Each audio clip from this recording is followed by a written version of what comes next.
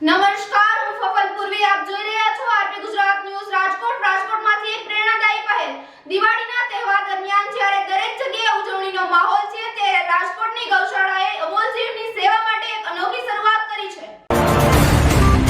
અહીં દર વર્ષની જેમ ફટાકડાનો સ્ટોલ લગાવવામાં આવે છે. તે વેપાર માટે નહીં, પરંતુ ગૌસેવા માટે સમર્પિત છે. વિશાલ સેજપાલ અને તેમની ટીમ આ સ્ટોલ ચલાવે છે. તેમાંથી મળેલી આખી આવક ગાયોના દૂધ, ચારો અને દવા માટે વપરાય છે. સેજપાલ જણાવે છે કે અહીં ફટાકડાની ગુણવત્તા જાણીતા બ્રાન્ડની હોય છે અને ભાવ પણ સામાન્ય બજાર કરતાં સસ્તા રાખવામાં આવે છે, જેથી દરેક વર્ગના લોકો ખરીદી શકે છે. આ સ્ટોલ બાળકો માટે સલામત અને ઓછા અવાજવાળા ફટાકડાની વિશેષ વ્યવસ્થા કરવામાં આવી છે. લોકો કહે છે કે શ્રીજી ગૌશાળાનો આ સ્ટોલ ફક્ત ફટાકડા નહીં, પરંતુ સેવાનો સંદેશ સાથે દિવાળીની ઉજવણીનો એક અનોખો માર્ગ છે. આ પહેલ દર્શાવે છે કે તહેવારની ખુશીઓ પણ અબોલ જીવ પ્રત્યેની સેવા જોડવી શક્ય છે.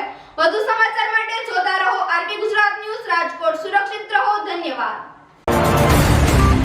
વિશાલ સેજપાલ.